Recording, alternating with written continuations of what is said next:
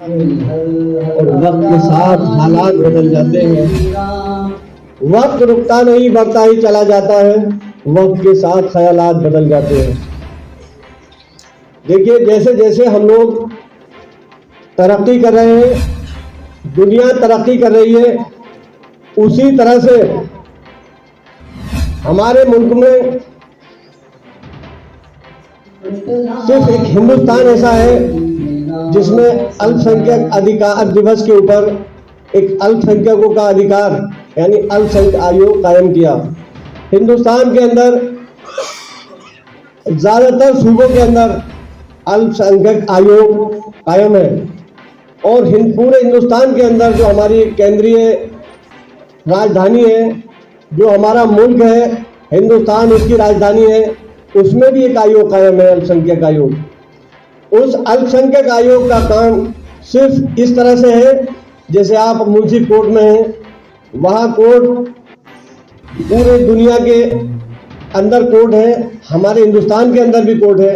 तो जिस तरह से कोर्ट है हमारे हर जिले में है, हर तहसील में है, हाई कोर्ट भी है, सुप्रीम कोर्ट भी है, जिस तरह से वो कोर्ट हर हिंदुस्तानी की बात को सुनते हैं, इसी तरह से अल्पसंख्यक आयोग, चाहे वो केंद्रीय अल्पसंख्यक आयोग हो या प्रदेश का अल्पसंख्यक आयोग हो, वो हमारे कौम के मुसलमान, सिख, ईसाई, पारसी, जैन, उनकी सभी बातों को अगर आपको कोई शिकायत है तो आप अल्पसंख्यक आयोग उत्तर प्रदेश लखनऊ में अपनी शिकायत कर सकते हैं। चाहे वो कोई आपको सता रहा है, चाहे किसी सरकारी कर्मचारी के खिलाफ हो, चाहे पुलिस के खिलाफ हो, किसी के भी खिलाफ हो, किसी डिपार्टमेंट के खिलाफ हो, आप अपनी बात को उसमें रख सकते हैं। और वो ऐसा आयोग है कि उस आयोग के अंदर आपको भी बुलाया जाएगा, उस अधिकारी को भी बुलाया जाएगा और उससे पूछा जाएगा कि तुमने किस अधिकार के तहत हमारे इस अल्पसंख्यक के मेंबर को, महिला हो या जेंट्स हो, औरत हो या मर्द हो, क्यों सताया, किस लिए सताया। वहाँ कटघरे में खड़ा करके हमारे लखनऊ के अंदर पूछा जाता है। और आपको केंद्र से शिकायत है तो आप अल्पसंख्यक आयोग केंद्र में जाइए। लेकिन भारत सरकार ने 1978 में ये कायम किया था और उसके बावजूद भी भारतीय संविधान में अल्पसंख्यकों के विकास के लिए शैक्षिक अधिकार और उनकी भाषा संस्कृति के संरक्षण के लिए अनुच्छेद 29 और अनुच्छेद 30 इसके तहत विशेष यानी मखसूस प्रावधान किए गए हैं। उसमें आप 29 और 30 अनुच्छेद के तहत आप अपनी बात को रख सकते हैं।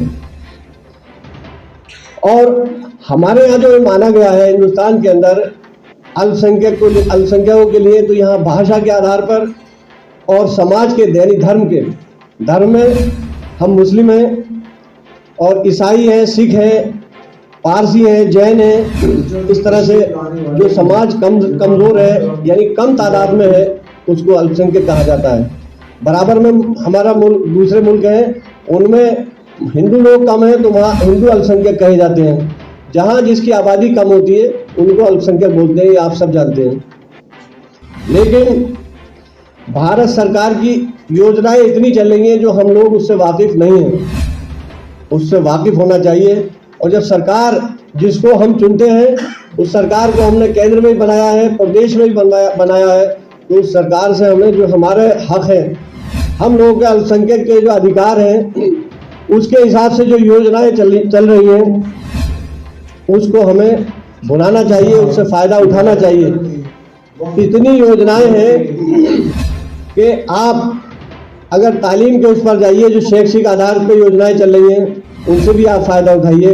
IAS PCS के लिए भी अल्पसंख्यक का वो चल रहा है, ये जो होता है कोचिंग सेंटर चल रहे हैं, बिल्कुल फ्री चल रहे हैं, बिल्कुल फ्री। जहां हम 1-1, 1.5 लाख, 2 लाख, 3-3 लाख रुपए साल देते हैं, लेकिन हमारे अल्पसंख्यक बच्चों के लिए वो बिल्कुल फ्री है।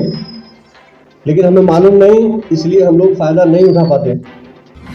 और इसी के साथ साथ कौमी वक्फ बोर्ड तरक्की योजना आती है, वो पूरी कौम के लिए वक्फ बोर्ड द्वारा तरक्की है।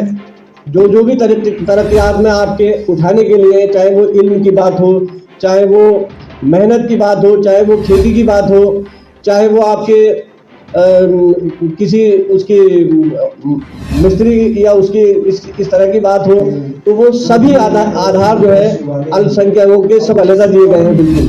लेकिन हम लोगों को मालूम नहीं है। आप वेबसाइट पर जाइए और अल्पसंख्यक की वेबसाइट खोलिए, उस पर आपको सब कुछ मिलेगा। अपना हक नहीं छोड़िए, अपना हक मांगिए। देखिए, जिस तरह से अगर माँ भी अगर बच्चा ना रोए तो उसे दूध नहीं देती, तो सोचती है अभी तो सही है, अभी भूख नहीं लग रही है, अभी खेल रहा है। लेकिन जब बच्चा रोता है तभी माँ दूध पिलाती है उसको। जब हम लोग उसको देखेंगे नहीं कि सरकार ने हमारे लिए कौन कौन सी योजनाएं चलाई हैं और उसमें फार्म भरेंगे, उसकी मांग करेंगे, तभी हमको मिल पाएगा। ऐसा नहीं है कि हमें घर बैठे कोई कुछ दे जाएगा, नहीं होगा ऐसा। तो दूसरा, शहरी वक्फ संपत्ति विकास योजना चल रही है, उसको भी हमें आप साइट पर देखिए, डाउनलोड करिए, उसमें सब कुछ आ जाएगा कि शहर के निवासियों के लिए हमें कौन कौन सी अल्पसंख्यकों के लिए योजनाएं हैं। उससे फायदा उठाइए, हर तरह की आप बहुत बारीकी से देखिए, डाउनलोड करके उसको सारी योजनाएं आपको मिलेंगी। और एक नई रोशनी के नाम से अल्पसंख्यक महिलाओं के लिए जो हमारी सरकार ने, केंद्र सरकार ने भी और प्रदेश सरकार ने योजनाएं चलाई है, हमारी बच्चियों के लिए, हमारी माँ बहनों के लिए, हमारी बेटियों के लिए, उसको भी हमें देखना होगा और हमें करना होगा।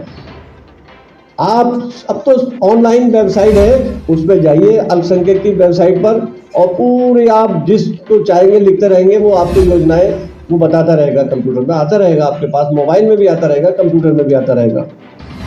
लेकिन होता क्या है, हम सबसे पिछड़े हैं इस वक्त। मुसलमान हिंदुस्तान के अंदर 2.8% ग्रेजुएट है सिर्फ, जबकि हम 19% अल्पसंख्यक हिंदुस्तान के अंदर रहते हैं।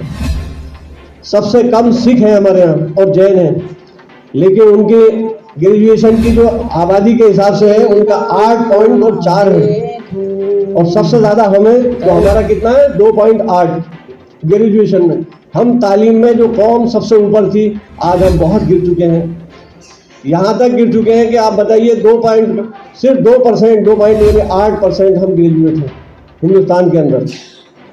तो जब हम अपने अधिकार छोड़ देंगे, हमें यही नहीं मालूम कि हमारे अधिकार क्या होंगे, हम अपनी कौम मिल्लत को छोड़ देंगे, हम अपनी तालीम को छोड़ देंगे, हम अपने रहन सहन को सही छोड़ देंगे। अब ये लोग बैठे हैं मेरे सामने, कितनी मेहनत करते हैं मौलाना साहब, ये इनका पूरा स्टाफ, सारे उस्ताद बैठे हैं आपके। जब आप पढ़ोगे, तालीम हासिल करोगे, तो आपको डीएम या एसपी या डीएसपी या कोई भी चीज़ बनने में कोई कसर बाकी नहीं रहेगी। लेकिन आपके दिल में जज्बा होना चाहिए, तालीम का जज्बा होना चाहिए। तो